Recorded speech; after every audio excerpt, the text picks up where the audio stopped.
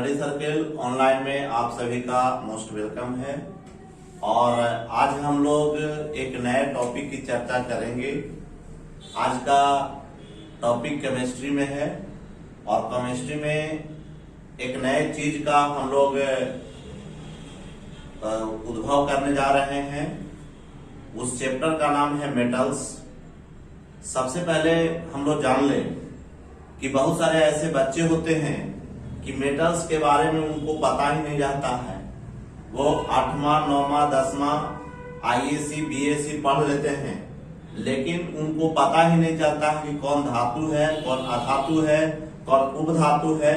तो आज मैं सबसे पहले उस धातु की चर्चा करने से पहले उस अक्षर का फुल फॉर्म हम लोग देखेंगे कि उस अक्षर का फुल फॉर्म क्या होता है।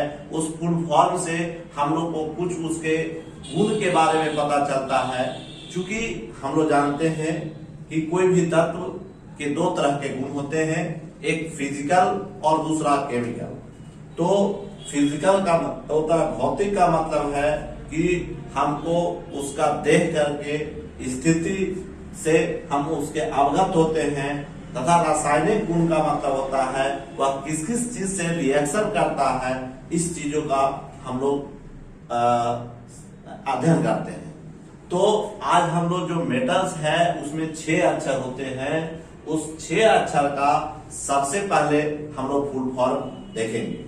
तो चूंकि इसमें वर्ड है, M है, E है, T है, A है, L है और S है।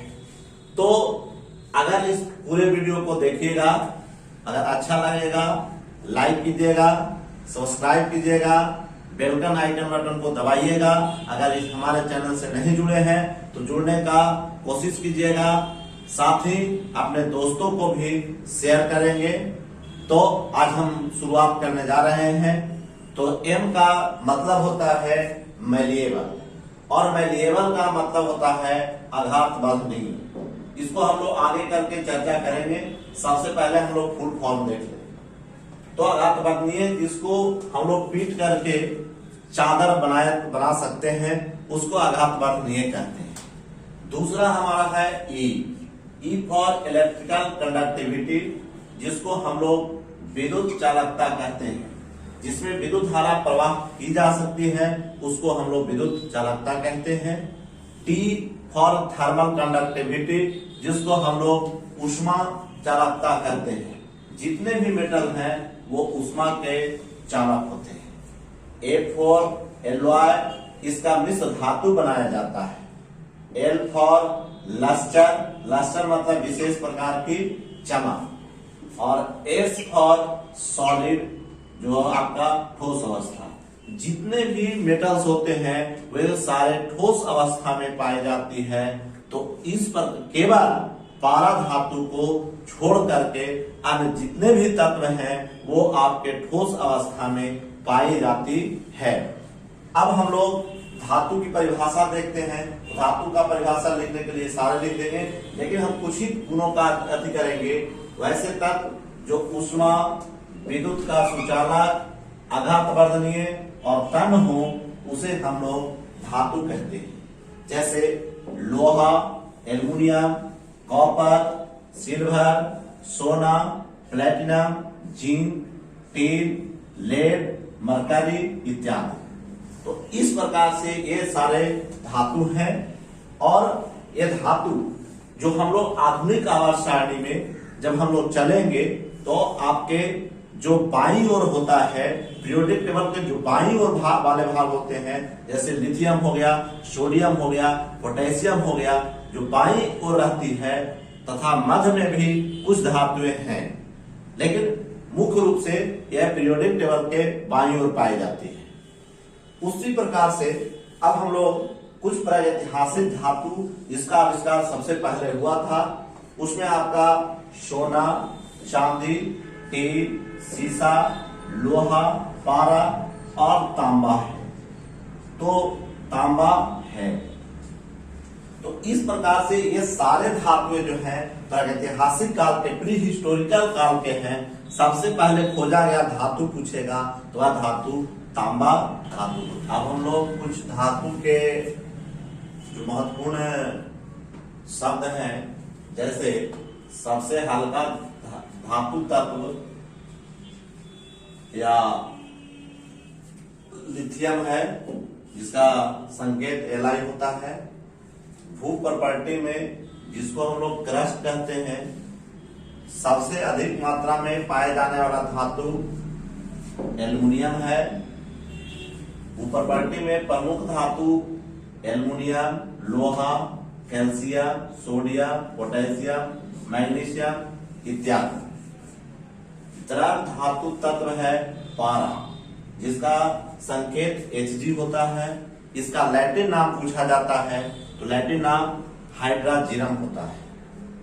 तो ये मरकरी के नाम से भी जाना जाता है और ये कमरे के तापमान पर द्रव अवस्था में पाई जाने वाली, इसका प्रयोग बैरोमीटर में किया जाता है, जो वायुमंडलीय दाब के मापने वाला यंत्र है।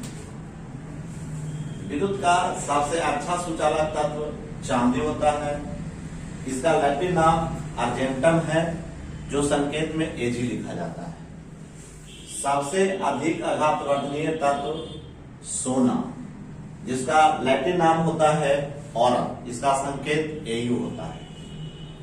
सबसे अधिक अभिक्रियाशील धातु तत्व सीजियम, जिसका संकेत Cs होता है। मिट्टी के तेल में रखा जाने वाला धातु तत्व सोडियम और पोटेशियम। सोडियम और पोटेशियम का लैटिन नाम नाइट्रियम होता है, जिसका संकेत Na होता है। और पोटेशियम का लैटिन नाम कैलियम होता है, जिसका संकेत K लिखते हैं। हड्डियों एवं दांतों के निर्माण करने वाला प्रमुख धातु तत्व जो है आपका कैल्शियम, इसका संकेत Ca। इसमें दो तत्व है, एक P भी रहता है, फास्फोरस रहता है, तो वो आपका धातु है, इसलिए हम धातु में चर्चा करेंगे। उसके बाद हम लोग धातुओं के भौतिक गुण, फिजिकल प्रॉपर्टी ऑफ मेटल्स। हमने ऊपर जितना भी आपको फुल फॉर्म बताया मेटल्स का, वो सारे जो है धातु के फिजिकल प्रॉपर्टी के अंतर्गत आते हैं। तो सबसे पहला हमारा है कि धातुएं आघातवर्धनीय होते हैं। तो आघातवर्धनीय किसको कहते हैं? वैसा गुण जिसको पीट करके चादर जैसा बनाया जा सके, तो उसे हम लोग आघातवर्धनीय कहते हैं। सबसे ज्यादा आघातवर्धनीय हमारा सोना होता है, जो आपका संकेत में Au लिखा जाता है। उसी प्रकार से हम लोग देखते हैं एल्युमिनियम का भी पत्थर बनाया जाता है, जिसका हम लोग प्रयोग सिगरेट के पन्नी के रूप में करते हैं। उसी प्रकार से चांदी का उपयोग जो है हम लोग मिठाई को सजाने के लिए करते हैं, मिठाई के बुरादे के रूप में करते हैं। क्योंकि वह जो है आपका उसका हम लोग आघातवर्धनीय ज्यादा होने के कारण उसको हम लोग चादर जैसा पतला पत्थर छोटा बना देते हैं, इसलिए उसका प्रयोग जो है मिठाई के बुरादों को सजाने के लिए किया जाता है, उसका उपयोग। तो इस प्रकार से हमारा धातु का आघातवर्धनीय गुण हुआ। धातुएं तन्य होती है। तन्य का मतलब होता है डक्टिलिटी, और डक्टिलिटी मीन्स हम लोग जानते हैं कि वैसा गुणधर्म जिसके कारण धातुओं को महीन तारों में खींचा, मतलब तार जैसा खींचा जा सके, तो उसे हम लोग तन्य कहते हैं। सबसे अधिक तन्य सोना तथा चांदी होता है। कॉपर और एल्युमिनियम भी अत्यधिक तन्य होते हैं, जिसके कारण इसका प्रयोग जो है महीन तार के रूप में किया जाता है। आयरन तारों को तार जाली बनाने के लिए उपयोग किया जाता है।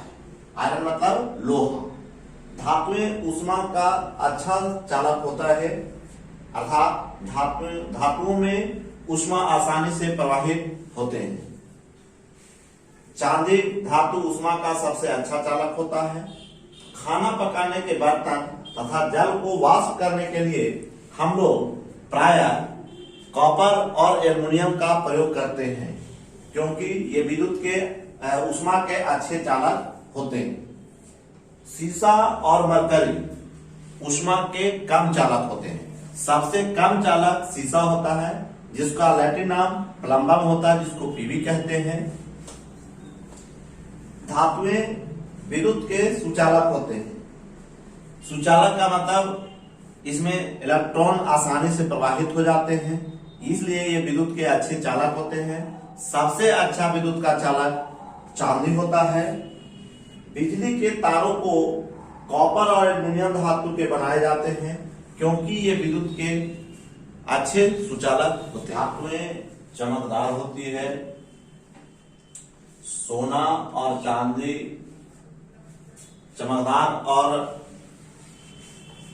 चटकीले होने के कारण इसका उपयोग जो है आभूषण के रूप में किया जाता है। सिल्वर धातु प्रकाश का उत्तम परावर्तक होता है। नेक्स्ट, सोडियम धातुएं सामान्यतः कठोर होती है, केवल सोडियम और पोटेशियम को छोड़ करके, क्योंकि सोडियम और पोटेशियम को चाकू से काटा जा सकता है।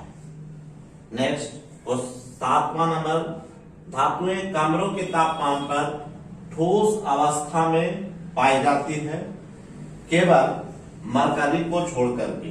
मरकरी कमरे के ताप पर द्रव अवस्था में पाई जाती है, जिसको हम लोग पारा भी कहते हैं। 8वां नंबर गुण, धातुओं के गलनांक और क्वथनांक उच्च होते हैं। गलनांक, जिस ताप पर कोई पदार्थ पिघलता है उसे हम लोग मेल्टिंग पॉइंट कहते हैं। जिस ताप पर कोई पदार्थ उबलता है उसको हम लोग बॉइलिंग पॉइंट कहते हैं। सोडियम और पोटेशियम के गलनांक और क्वथनांक निम्न होते हैं।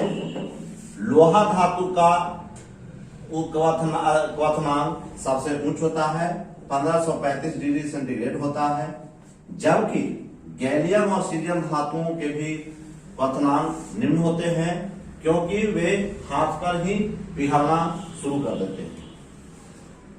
अब हम लोग 9 नंबर देखेंगे। धातुएं का घनत्व उच्च होता है।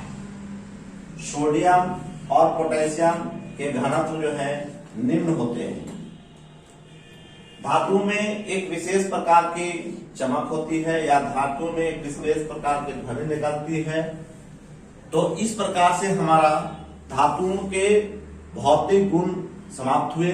पहला हम लोग देखे मॉलिएबल होगा, दूसरा हम लोग इलेक्ट्रिकल कंडक्टिविटी होगा, टी थर्मल कंडक्टिविटी होगा, ए फॉर एलॉय देखे, एल फॉर लस्टर देखे, एस फॉर सॉलिड देखे, साथ ही तन्यता देखे, मेल्टिंग और बॉइलिंग पॉइंट उच्च देखे, जिसका घनत्व उच्च होगा, जिसमें एक प्रकार की ध्वनि निकलेगी। तो इस प्रकार से हम लोग धातुओं के भौतिक गुण देख लिए। अब हम लोग धातु अधातु के दूसरे चैप्टर में इस धातु के रासायनिक गुणों का अध्ययन करेंगे, तो वो हमारा पार्ट 2 होगा। जो आप इस वीडियो को आप देखना, अगले वीडियो को भी देखना आप ना भूलेंगे। धन्यवाद।